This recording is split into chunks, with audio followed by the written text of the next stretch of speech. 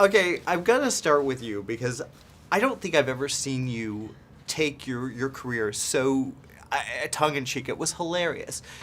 Where did the dialogue come from? Was this all written? Did you improvise any of this? I'd love to take credit for it, but I can't.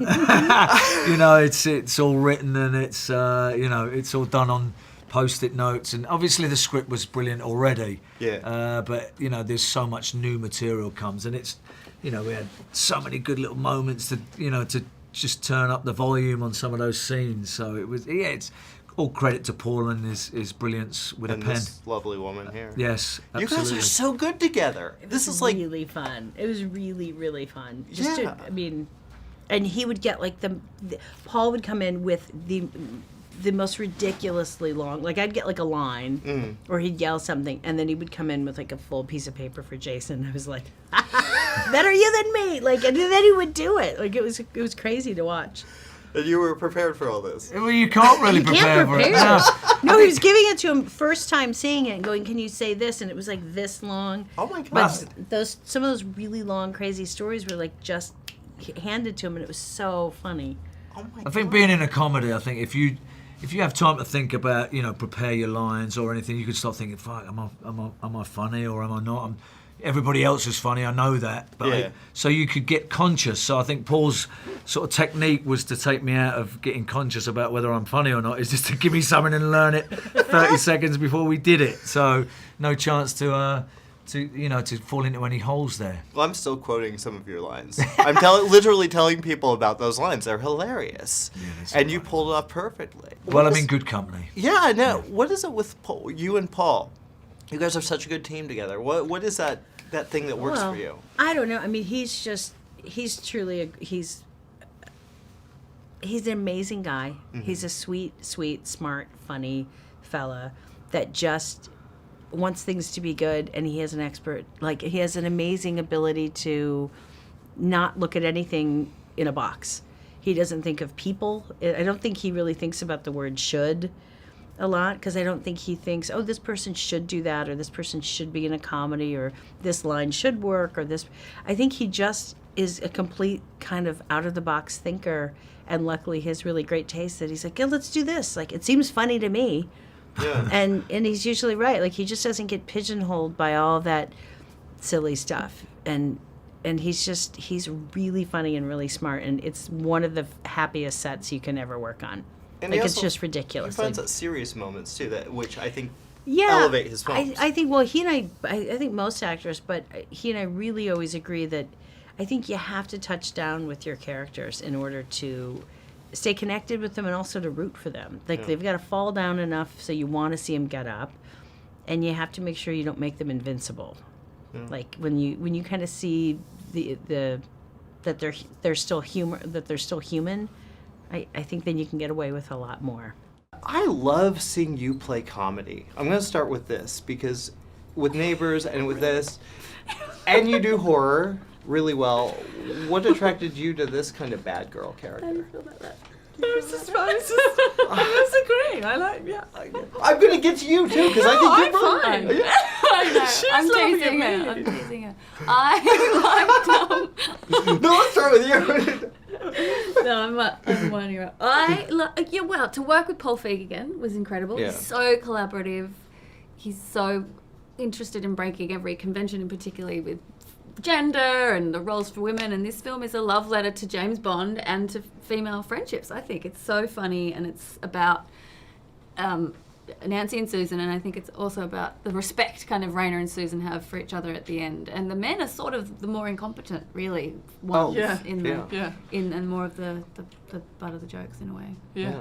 And you have this wonderful chemistry with Melissa. Oh. It's just so sweet, and I think it's unusual to see women characters not having to talk about guys. You're just into her. And what was it like when you read the script? Yeah, I love it when, you know, women have that deep friendship and deep relationship without it being a relationship. You know, Yeah. it's just so lovely and so lovely to see on screen.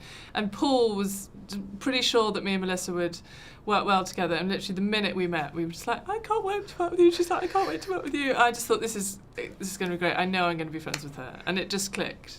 It's nice. Which was great. And Paul's like, yay for you, because he sort of knew, but he was a bit nervous, obviously. So, yeah, it was such a privilege to work with her. Did you guys like do like spy movie marathons in preparation for it, or did you kind of just go in, this is its own thing? I didn't really, but I mean, I trusted. He's such a spy aficionado, Paul. He's a fan. He's a huge fanboy of all those movies and of action films. He loves action films, and so that's... Yeah, this is his dream job, Yeah, really, to do comedy and and action. he says, they'll never let me direct a James Bond, so this is my attempt at it. So I'll sort do of a thing. funny one. Yeah. Yeah, no, you just completely trusted him. Yeah. With, Well, but there it was its own thing. Yeah, because there's a lot of serious action in here, which you both get to be a part of. What was the best stunt that you guys got to do that you were like, I never get to do this. This is fun. But there's one bit I did at the end, but I really don't want to say the thing it was because I feel like it's a spoiler at the end. Spoiler alert. I know. Spoiler. I really want to keep it as a spoiler, although I'm sure it won't last. What But, about you? Randy doesn't get her hands dirty. No, she The other doesn't. people do the dirty Yeah, work. that's true. She's in her heels and her weird dresses, and she's got her hair. She's getting her hair done. We had a sort of stunt when we were We running did. together We on had the a little street. bit of That a was our stunt. stunt. And then when we fell down and the glass broke over us, we Yeah, had a oh, bit yeah. of that, bit of stunt there. That was good. Well, I think the just having that hair would be a stunt in It itself. is. Thank you. I appreciate that. Every day was stunt That's work you for gotta you. respect the hair Yeah. and what I did with that. Yeah. Now, Not do you- me, but Sarah, my hairdresser. Well, what do you see this as a sequel? Do you see would you guys like to return to these characters? Yeah, I would love to. Yeah. Yeah. I think there's loads of mileage with them. It's such a great ensemble, and you just feel like so many different things could happen between them all. Yeah. And There's are they going to potential fall there. out? Are they going to love? Are they, Her next definitely mission, potential. what could happen? And also, as an actor, we did genuinely all go, it would be great to get together again. So for both reasons, I think it would be really fun. I'm curious. We saw the film the other night, and it was hilarious. I'm curious, what were your inspiration in terms of spy movies that made you want to make this, like write it and then end up directing it? I just love the genre, and I think, I like the international feel of it. I like the style of spy movies. I like the danger, and I'm a big proponent of, I think funny people in danger is a really great thing because it allows them to be funny. It's all heightened emotions and all that. And then, and I was a big fan of the Bond movies, but knew nobody was going to let me make a Bond movie, and so thought I'm going to write it for one of the funny women that I know. And but it was funny. I wanted to make it like a real. It's not a spoof. It's a spy movie that's funny because of the situations and sort of how the characters are interacting. But it was a real. Tonally, it was a hard line to walk, but it was the most satisfying thing I've done.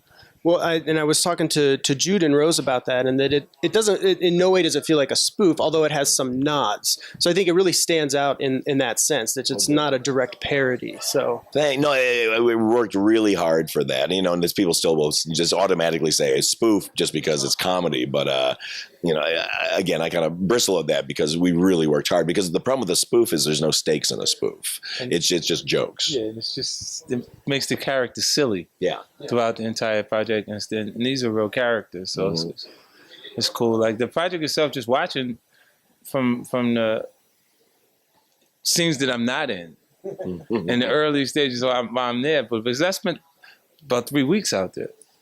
Yeah, I stayed longer because I was like, I'm gonna be in this movie. Yeah, exactly. Oh yeah, you can't have Curtis in this movie. I'm telling you, he gets some of the biggest laughs in the whole film. So I have to ask 50 Cent, do you have a fan, or have you ever had an experience where somebody like Nancy chased tackled you? Well, I've had them, and go a couple times too. Like these people, they just want to touch you because they're not sure that they're gonna ever see you again in those countries and territories. You're there, and they just run up, they just want to touch you. But she gave me a whole new, she tackled me, And let me give props to this man who did his own stunt with no padding. There was no pad on the thing. He's just like, just hit me. I mean, it was crazy. Yeah. Because I was like a major fall. I'm sitting there feeling like, hold on now. We had a stunt guy we for got him. a lady going to jump on. We don't need a stunt guy. Just let her jump on me. He did it over and over again. That was not just one take. So, Paul, you've worked with Melissa McCarthy a number of times, and you're going to be working with her again with the Ghostbusters film. Is Melissa McCarthy kind of like your Leonardo DiCaprio to Scorsese? It seems to be becoming that way. It's so funny. We always got to go into the next movie going, oh, she's busy, and I'm going to, I'll be on a different schedule from her. And then we always end up kind of coming back together again just because we just love working together, and we're just so in sync and have the same sense of humor and just the same things we're concerned about. Want to make sure that everything's grounded and the characters are real, and even if they're funny, we're trying to find that emotional core. So yeah, we can't quit each other. So, I mean, obviously, you know, you're going to wait to see what the numbers are for the film. But I mean, what are the chances for a sequel? And have you given any thought to that at all? Yeah, I'm already writing the sequel. Actually, I have a really funny story for it that is actually will be cool and high stakes, but some very funny turns that people will not expect. So yeah, so let's, you know, touch wood that the movie does well. But you know, we'll see. The response has been so good. We're cautiously optimistic. But again, you never know. You know, you never know who's going to show up. Now, I have to ask you about Jason Statham's character, because Rick Ford he's hilarious, and he feels like a character from his films, but like almost directly from his films, but just like a bumbling kind of version of that. I mean, was it intentional? Did you always intend for this to be a Statham role, or? Yeah, I wrote it specifically for Jason. And the funny thing was, when I would hand out once, you know, I finished the script and people would read it at the studio and everything, everybody assumed I was going to cast a comedian on the role. And I was like, no, it's just for Jason.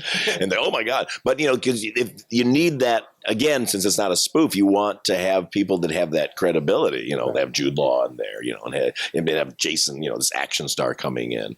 And, you know, but such a testament to him that he just kind of went with it, you know, and let him said the most ridiculous lines that we fed him. And it just became like this self-fulfilling prophecy, like, I wonder if he would say this, like getting more and more ridiculous. And he would commit so hardcore, which that's all you want out of comedy. Same with Curtis, you know, it's like, as long as they play it serious, dead serious, it kills. Like your line about Kanye in the end, I won't even give it away, but it tears the house down. People immediately think that I wrote the line.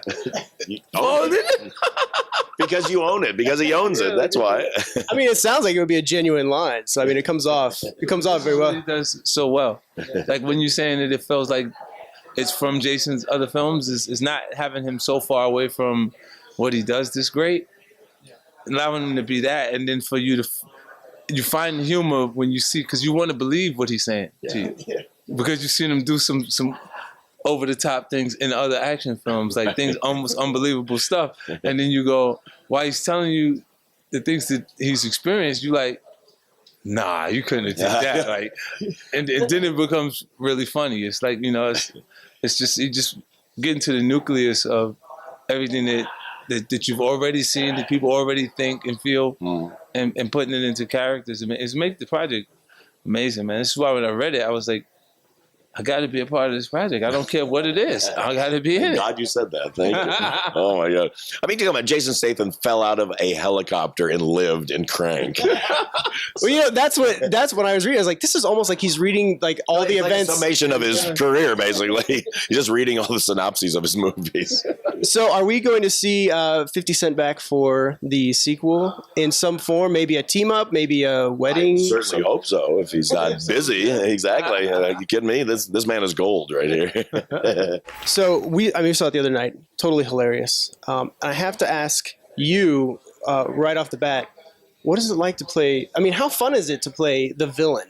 It's so fun. She was awesome. And to collaborate with Paul again and Melissa McCarthy. But yeah, the villain, you really get to push the boundaries a little bit with the style of the hair and the clothing. And she was really a lot of fun.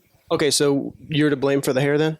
I am. I take full responsibility. They wanted something else. And I was like, we got to push this a bit more. So yeah, I didn't have to do much work. I just let the hair speak for itself. So how hard is it to get through a scene with Melissa McCarthy without just losing it? It's impossible. I'm the worst apparently too. But no, Jude's pretty bad as well. No, I was very bad. I was bad. Yeah. The hardest thing is when you know that she's like mining gold, and your shoulders are going like this. Going, you're potentially ruining it because you're just laughing. She's very generous like that, actually. She is, actually. She goes, no, don't worry. She's really just sweet. laugh through all my... She's sweet. She doesn't ever, lose it about... She laughs too, actually, though. Yeah, she laughs a lot. So, I mean, you guys probably... What do you get, like just like a couple hours of work done per day just because of that? Yeah, half hour, 45 minutes. So, Jude, this is kind of like almost an American James Bond role for you. Did you feel kind of Bond-like, like in some of the action sequences that you were doing in this? Oh, who's he? Who's James Bond? There was an obvious reference that we talked a lot about. Yeah, and but at the same time, you know, it was choosing the tone of which Bond. Like Paul didn't want it to be a spoof, and so he didn't want it too much to.